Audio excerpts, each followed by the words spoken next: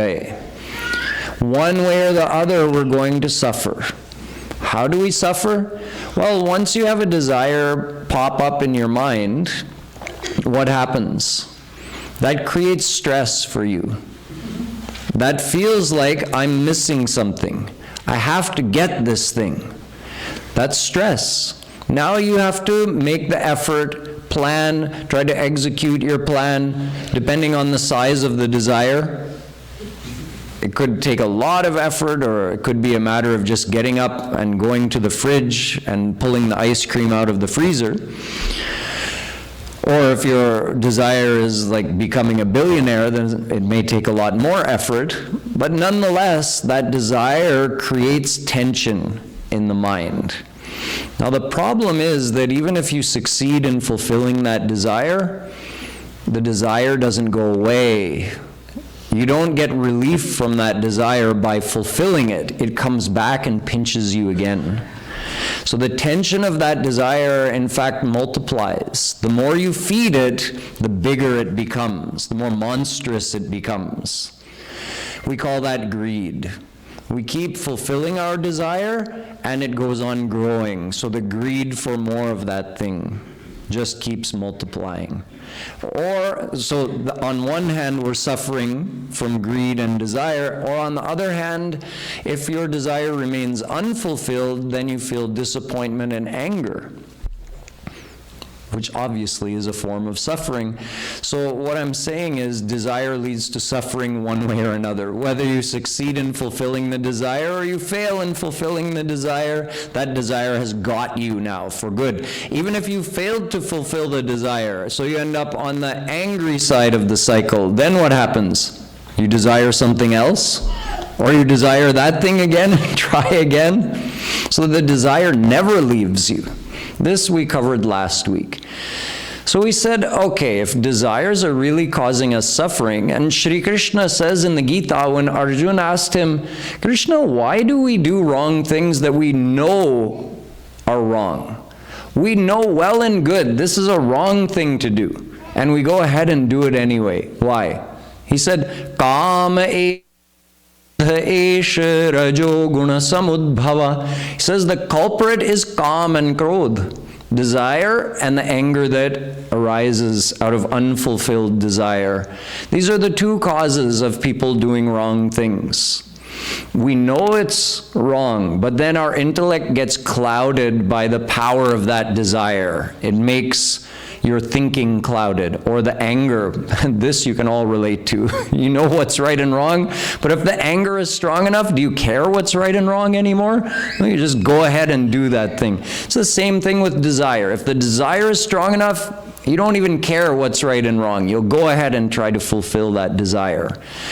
So knowing that desire causes so much suffering in our life and leads us to do wrong things one way or the other, a person might decide, okay, then I should get rid of desires. Okay? So let's find out the root of desire. So last week I explained that desire arises out of attachment. You desire the things that you're attached to.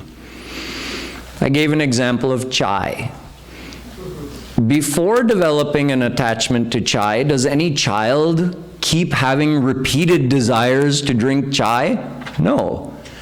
Once you start drinking it and you develop an attachment to it, that's when that desire keeps coming and pinching your mind at the same time every day, or maybe even several times a day.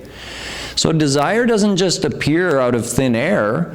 We start, or the desires for the things we're attached to repeatedly arise in our mind. Okay, how do we get attached to something, right? If the cause of desire is attachment, then how did we get attached? If we figure that out, then we'll solve this problem.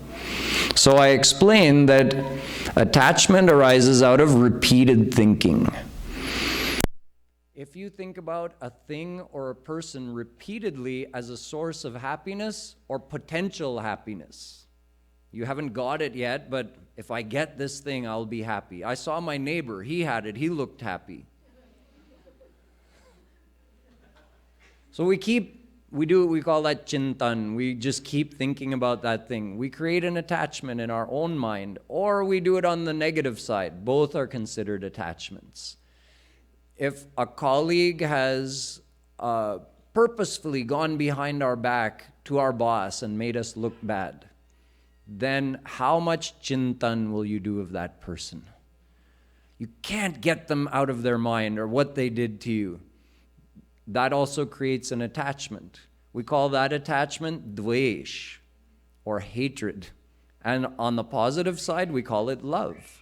But both are simply forms of attachment created by repeated thinking in the mind. So, desire arises for the things that we're attached to. We get attached by repeatedly thinking of something as a potential source of happiness. Okay. Then why did we keep thinking of that thing as a potential source of happiness? Well, because we're looking for happiness. That's what's driving all of us. All these desires that we have, so many numerous and varied desires, what are they all for? We believe that these things will make us happy. We don't just desire a certain person for the sake of being with that person. We believe that by being with that person, we'll get happiness. We don't just desire $1 billion for the sake of having $1 billion.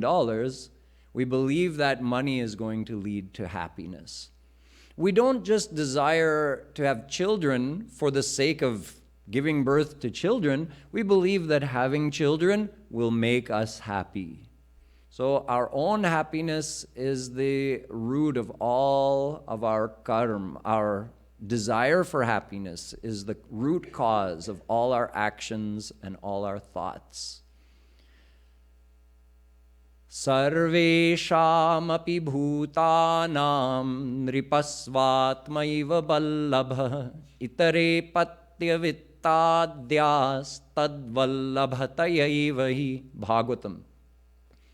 Parikshit is being told by Shukadevji Paramahans that nobody loves anything for the sake of that thing. Everybody loves something or someone for the sake of their own happiness. So happiness is the root cause, meaning the desire for happiness is the root cause. If we could stop desiring happiness, we would stop deciding that things or people in the world could be the source of our happiness. So we'd stop doing chintan of them. Therefore, we would stop forming attachments. Therefore, we would never have any desires. Problem solved. Just stop desiring happiness. Can I go now? No, right? Because everybody's thinking, stop desiring happiness? Isn't that unnatural? Yes, it's unnatural. So this is where I ended last week. I said, is it even possible to stop desiring happiness? And the answer is no. And the reason is that it's against our nature.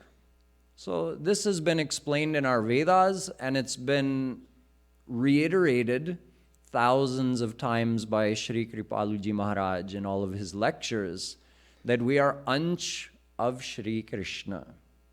And it is the nature of the ansh to desire their anshi. So ansh means a part. We're a part of Shri Krishna, and he is our source. So he is our anshi. It is the nature of every ansh to desire its anshi. Just like if I have, let's see, what do I have in my pocket here? We'll pretend this is a clump of dirt. Ye mitti ka dhela hai. So this clump of dirt is an ansh of the earth. The earth is its anshi. So according to this philosophy, there should be an attraction from the ansh to the anshi. The ansh should love its anshi and want to join it. Then why are they separated? Well, I'm holding it. Okay. See, I didn't throw it, I let go. Once I released my grip, the ansh was pulled to its anshi. Similarly, we are pulled towards God. He is our anshi, so we have a natural, innate desire for God. Okay, so I just explained why every soul desires God, I didn't explain why we all desire happiness. Or did I? Because God is happiness. Anando brahmeti vyajanat. Raso vaisah. Ved makes many statements like this. Anandamayo bhyasat. Brahma Sutra.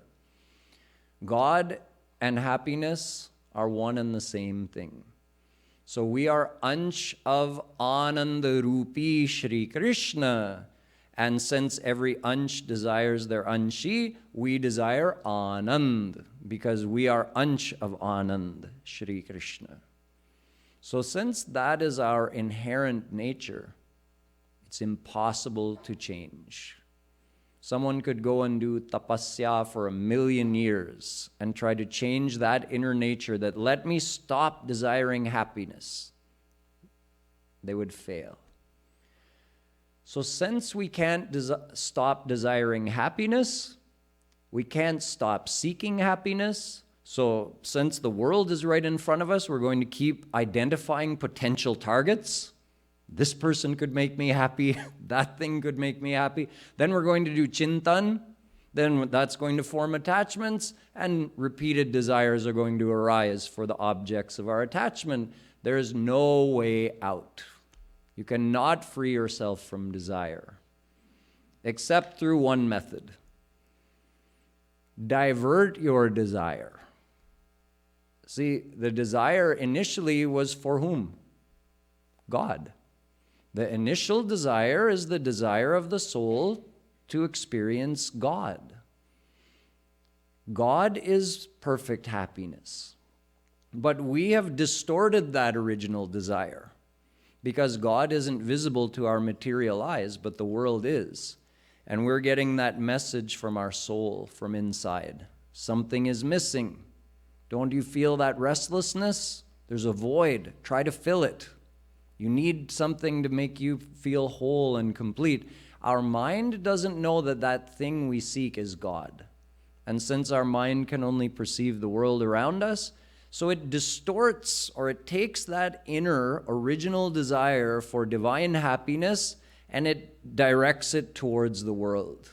First mistake. Then that leads to that whole sequence that I've been describing. Now we've gone down the wrong path. First of all, we're seeking happiness where it doesn't exist, because the world is here to provide sustenance for our body. It's not the form of Anand. Okay, Anand is in Bhagwan. Over here, we've got vitamins and protein and calories and everything for our body. So we got the whole thing mixed up. We're thinking, oh, I'm going to get Anand from all these things. No. This is just for your body. And then you use your body to do devotion so you can attain God and get the real Anand. That's how things are supposed to be arranged. But we've lost the whole picture. We don't have this whole picture in our mind. The reason we make this mistake is that we believe ourselves to be the body. Because we think, oh, this is me. So then everything in this world is of the same type as my body. The two are one and the same. They're of the same Mayic material. So if I am my body, then this world is mine. So I must be able to find my happiness over here. And that takes us down this road that we've been following since eternity, seeking our divine happiness in the material world, which, to use an analogy that I brought up in our classes this week, that's like trying to see with your ears. It's a completely different department.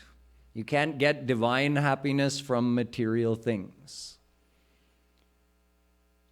So, our mind has been in this state of confusion, believing ourselves to be the body and identifying that we have an inner urge, but seeking to fulfill that urge in the wrong place. And that has us in this cycle of birth and death, performing all kinds of good and bad and selfish karma, and then bound to be reborn to get the results of that, and just chasing our secondary self-created desires throughout our life. all those secondary desires that are meant to fulfill the desire to be happy. This is our situation since eternity.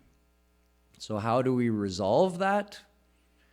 We go back to the source. Okay, I'm desiring divine happiness, but up till now I've been seeking it in the world because I believe myself to be the physical body. So we need the knowledge. What does the knowledge tell us? I am the divine soul. And the divine soul belongs to God, who happens to be the very form of happiness.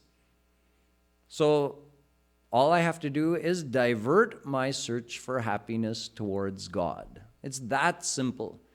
We have 5 types of desires, 5 categories of desires related to the desire to see something to be happy, desire to hear something to be happy, the desire to taste, touch, or smell something that would make us happy.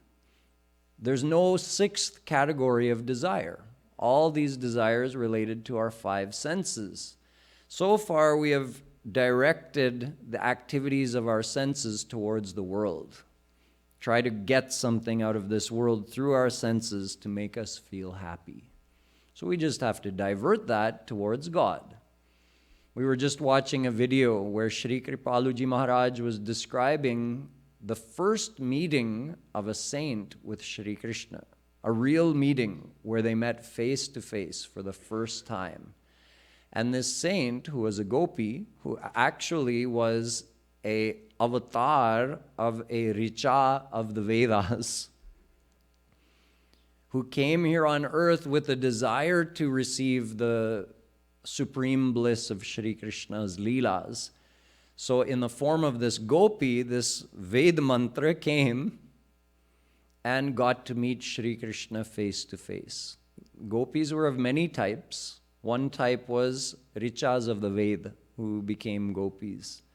So this gopi received the touch of Shri Krishna. Shri Krishna put his arm around that saint, and for the first time, that soul received Brahma Sparsh, the divine touch of Shri Krishna. And immediately, since that soul was a qualified soul, they were fully surrendered to Shri Krishna, they received unlimited bliss through the touch of Shri Krishna. That's the real touch we're seeking. You would also receive unlimited bliss just by looking at Shri Krishna. That's the real beauty we're seeking. You would also receive unlimited bliss just by hearing Shri Krishna's voice or him playing on his flute. That's the real bliss we're looking for through our ears. But up till now, we've been seeking it in the worldly things. So you see, the solution is not to eliminate desires. The solution is to divert our 5 kinds of desires towards Shri Krishna, plus the original desire. The original desire, I want happiness. Who has happiness? Krishna. Okay, let me desire Krishna, then I'll get happiness. And then 5 kinds of desires of the senses, also divert those. Oh, eyes? You want to see something beautiful? Do Roop Dhyan of Shri Krishna. When you get to see him, you'll know what real beauty is. Oh, sense of smell? You want to smell some nice fragrance to make you happy? Then do Roop Dhyan and try to smell the fragrance of Shri Krishna's hair, banmala, just the natural fragrance coming from his body, or the fragrance of the sandalwood and kesar paste that he's wearing on his forehead. So it's unnatural to remove the desire for happiness, and it's against the nature of the mind to stop the mind and say, no, stop looking for using your senses to enjoy things. That's the nature of the mind. Telling the mind to stop that is like, okay, probably nobody has ever tried to do this, but if you want to trap a bumblebee and you try to imprison that bumblebee in a wooden box, it won't work. That bumblebee will actually chew and tunnel its way out of that wooden box. But you know how you can trap a bumblebee? in a lotus flower. The lotus flower is not as tough as that wooden box, but the bee won't even try to get out of the lotus flower. It'll land in there and the lotus can close around it, and he's so intoxicated with the nectar of that lotus flower, he doesn't even think of leaving it. Similarly, if we give our mind the divine matter, the divine objects of the senses, in other words, Radha, Krishna, their leelas, their form, their guna, their abodes, that's the material divine objects of the senses, divine matter for our mind to chase after. It'll get attached to that. It'll be so intoxicated in that bliss, even the abhas of the real divine bliss, that our mind will naturally start going in that direction.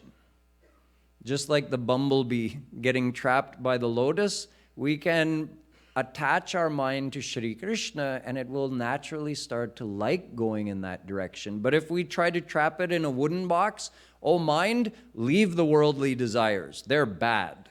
Stop it. Look at it. It makes you do wrong things and it causes you suffering. Stop desiring things. The mind is going to tunnel its way out of that wooden box. You can't hold it in, but you can give it something better.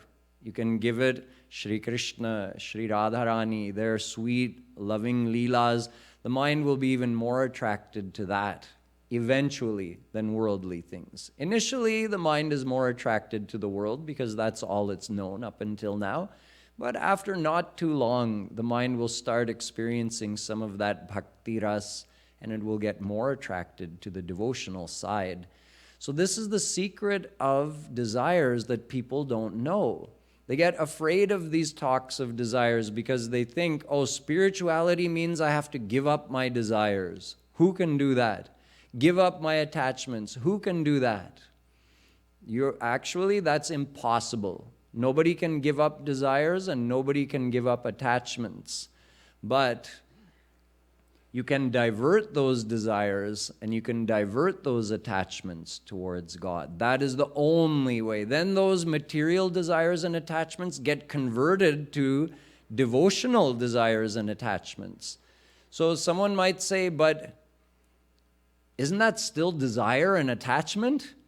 Yes, but in a good way. Now you've used that nature of the mind to desire and create attachments for something positive. Now you're creating attachment to Radha Krishna.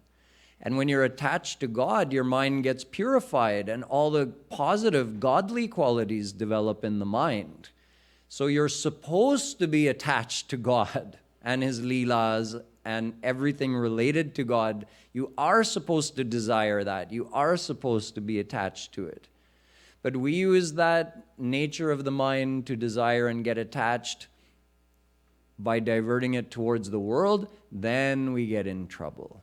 So we are meant to love Radha Krishna and be attached to them and live physically in the world. In the world, we have to be sensible, right? You can't leave your family duties, you can't leave your work. You have to be sensible. And you have to realize that the world is not always a good place, and there are people who may try to trick you and take advantage of you. तो होशियार रहना है संसार में. ऐसा नहीं कि हाँ मैं तो बस भक्ति भाव में रहता हूँ, ऐसे घूमता हूँ. No, you have to be aware of your situations in the world. So you keep living properly in the world, but you start diverting your desires towards Shri Krishna. So you're not giving up anything. You're just diverting the desire towards Shri Krishna. Then your mind will start to get the real happiness and it will recognize, oh, I had never got fulfillment from all these things. Now I'm getting real fulfillment. This is what I was looking for all along. This is the beginning of our devotional journey.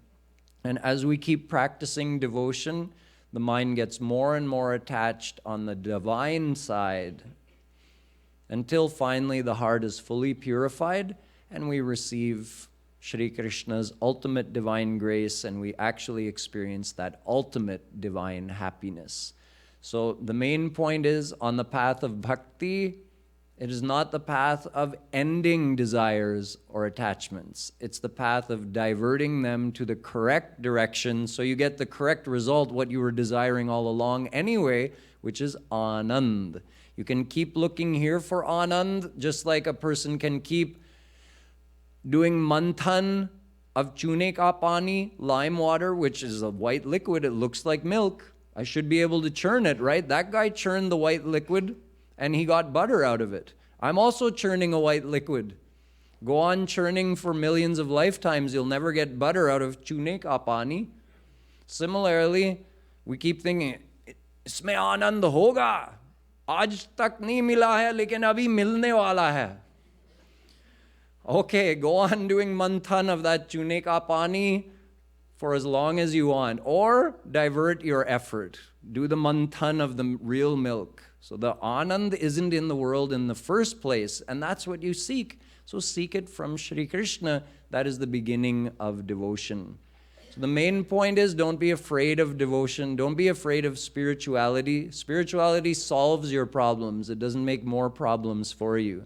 It reduces the negativities of the mind. It gives you the real happiness you're looking for, which calms the mind and makes you more able to manage all of the situations you have to in the world. There's a lot more to understand about actually how to do devotion, how to attach the mind to Radha Krishna. I'll be here next Sunday as well, so I'll continue on this topic at that time. Boliye Vrindavan Bihari Lal Ki. So now we'll have a few announcements and finish with the Aarti.